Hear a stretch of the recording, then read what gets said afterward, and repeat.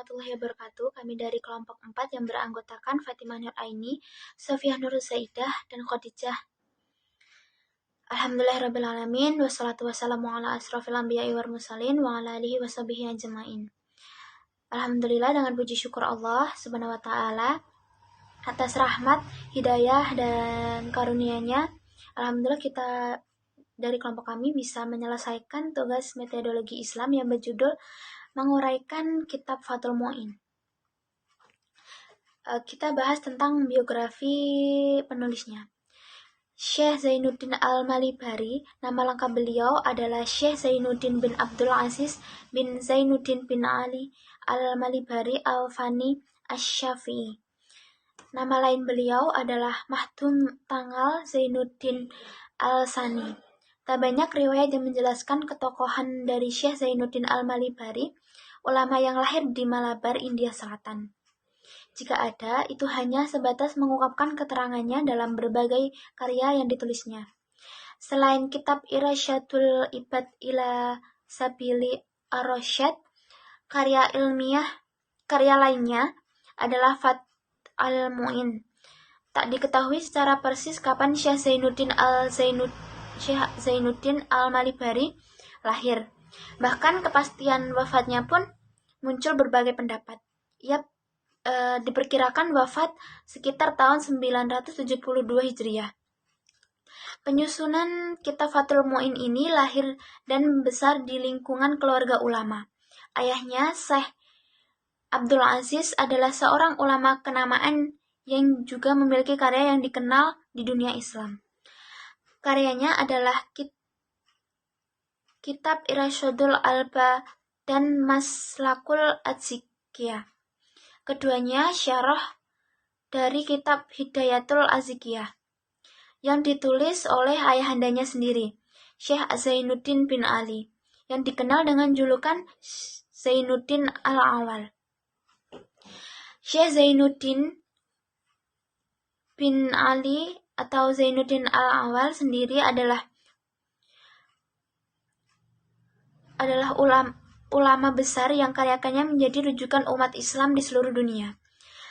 Karyanya yang paling termasyhur antara lain kitab Hidayatul Azkiyah yang disyarah oleh banyak ulama setelahnya. Di antaranya oleh Syed Bakri bin Muhammad Syattah dalam kitabnya yang berjudul Kifayatul Adhiyah wa Minhaj al-Asyifa Syarah al-Hidayah al-Zakiyah. Beliau dikenal sebagai pakar fikih mazhab Syafi'i dan tasawuf. Hal ini mencerminkan keutamaan dan penghormatan masyarakat setempat kepada dirinya. Sebagai ulama yang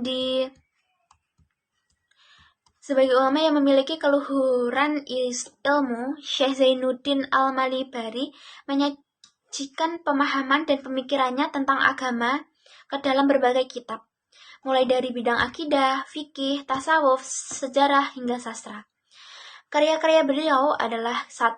Kitab Al-Istidad lil Ma'ud Was'u Al-Qubur. Yang kedua, Kitab Qurratul Ain Bimuhimmatid Din. Yang ketiga, Kitab Fathul Mu'in fi Syarah Qurra'ah Al-Ain. Yang keempat, Kitab Irsyadul Ibad ila Sabilir Rasyad. Yang kelima, Kitab Tufatul Mujtahidin fi Ba'at Akbar Al-Burtuqalin. Bismillahirrahmanirrahim. Assalamualaikum warahmatullahi wabarakatuh. Nama saya Khadijah dengan NIM 21221071 BKI 1B. Di sini saya akan menyampaikan sedikit materi mengenai Fathul Mu'in, yang mana saya akan menyampaikan sejarah singkat tentang Fathul Mu'in dan uraian tentang bab sholat. Sepanjang hayatnya, Syekh Zainuddin Al-Malibari menyibukkan kegiatannya dengan keilmuan keislaman. Dengan begitu, beliau telah menghasilkan karya-karya yang sangat populer dan masyhur. dengan karya-karya tersebut yang sangat terkenal dan populer adalah Kitab Fathul Mu'in bin Irsyadul Ibad. Tentang masa wafatnya beliau, para ulama mengalami perbedaan pendapat, yang mana Kiai Haji Saifuddin Abbas dalam Taqoba Syufiyah mencatat wafatnya tahun 972 Hijriah. Pentahik Kitab Nihayatuz Zain terbitan dari Kitab Al-Islamiyah Habib Alwi Abu Bakar Muhammad As-Saqaf menulis tahun wafatnya pada tahun 987 Hijriah sampai dengan 1579 Masehi. Karena dengan perbedaan pendapat, ahli sejarah menentukan masa wafatnya murid Syekh Ibnu Hajar Al-Haytami tersebut. Yang jelas bagaimana yang telah ditulis oleh Syekh Nuruddin Marbu Al-Banjari Al-Makki dalam kitabnya Al-Mabrur Al-Ma'lumatut Tuhi Muka, tahun wafatnya adalah pada awal abad 10 Hijriah. Syekh Yaunuddin Al-Malibari dimakamkan di pinggiran kota Kainon, India, di samping Masjid Agung Kainon. Kewajiban melaksanakan sholat maktubah, yaitu sholat 5 waktu hanya dibebankan kepada setiap orang muslim saja yang mukallaf, yaitu seorang muslim yang telah balik, berakal sehat, dan baik itu laki-laki maupun perempuan yang lainnya, dan orang yang suci. Maka ritual ibadah tersebut tidak diwajibkan bagi orang yang kafir dan anak kecil, ataupun orang gila, epilepsi, dan orang mabuk yang tidak ceroboh.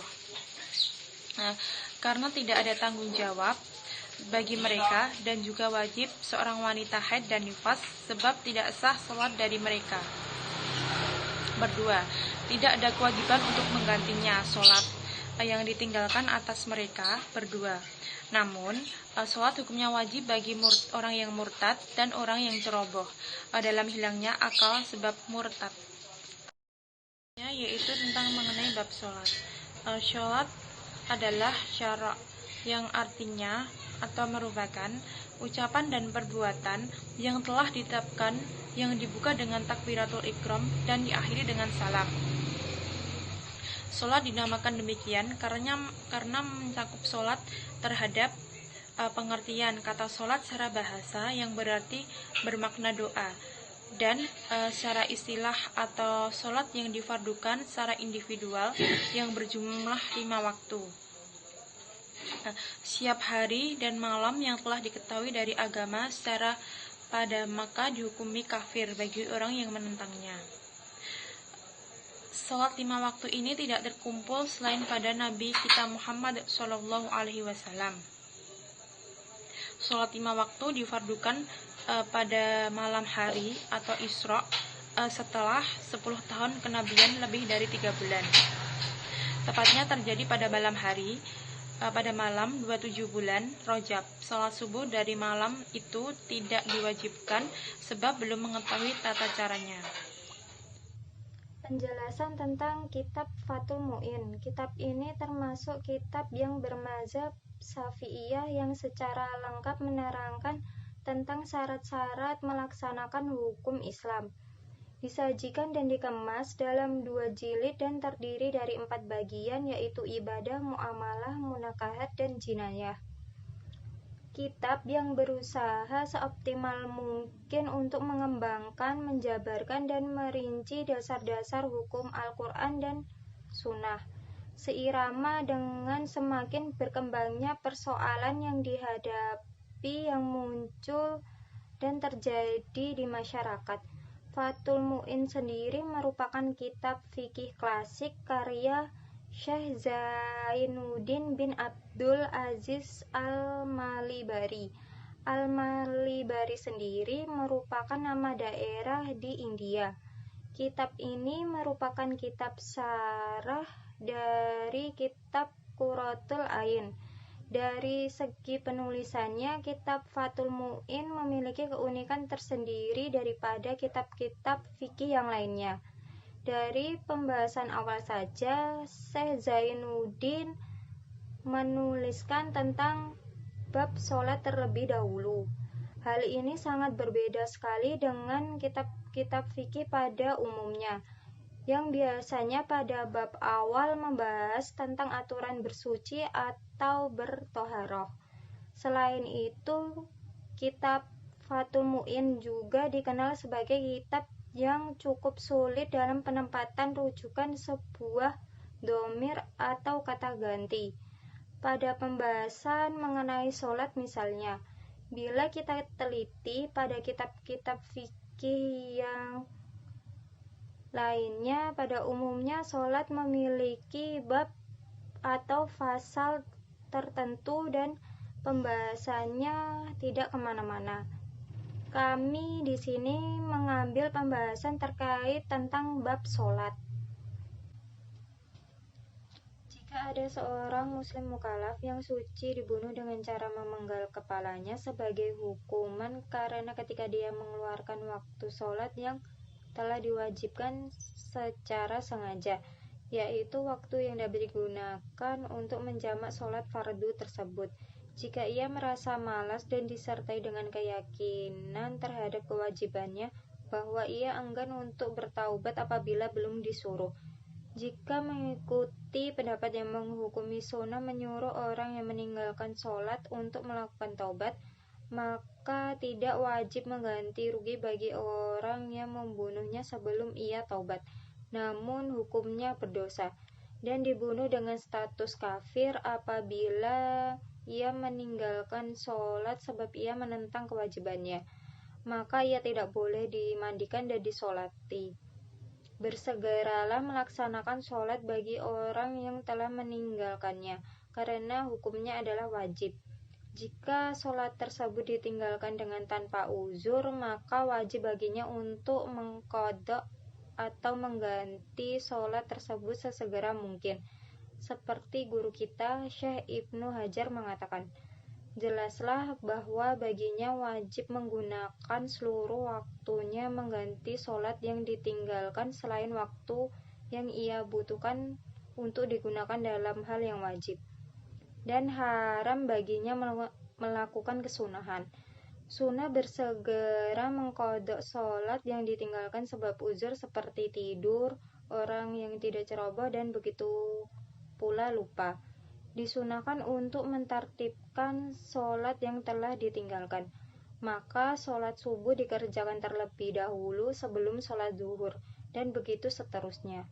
Disunahkan untuk mendahulukan sholat qadha atas sholat yang akan hadir karena ditakutkan akan habisnya waktu.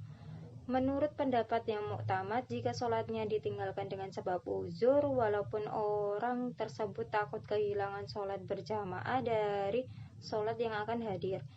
Jika sholat tersebut ditinggalkan dengan tanpa uzur, maka wajib baginya untuk mendahulukan atau mengerjakan sholat qadha dengan mengakhirkan sholat yang akan hadir.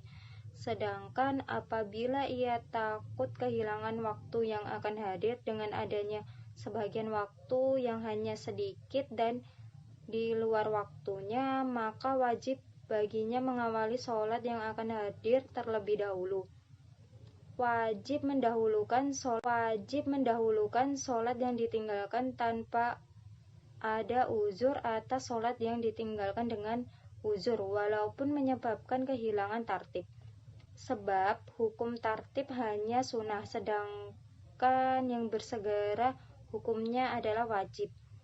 Disunahkan untuk mengakhirkan sholat rawatib dari sholat yang ditinggalkan dengan uzur, dan wajib mengakhirkan atas sholat yang ditinggalkan dengan tanpa uzur. Dan peringatan bagi barang siapa yang meninggal dunia sedangkan ia masih memiliki tanggungan sholat fardu, maka sholatnya tidak diganti dan tidak dibayar fidyah sebagai ganti sholat yang telah ditinggalkannya. Sebagian pendapat mengatakan sholat tersebut dapat dikerjakan sebagai ganti sholat yang ditinggalkan, baik orang tersebut berwasiat ataupun tidak. Menurut Imam Al-Ubadi menghikayatkan pendapat tersebut dari Imam Syafi'i, sebab adanya hadis tentang hal tersebut, dan Imam Subki dengan pendapat tersebut melakukannya sebagai ganti sholat yang ditinggalkan oleh sebagian kerabatnya. Demikian penjelasan dan uraian dari kelompok kami. Sekian dan terima kasih. Wassalamualaikum warahmatullahi wabarakatuh.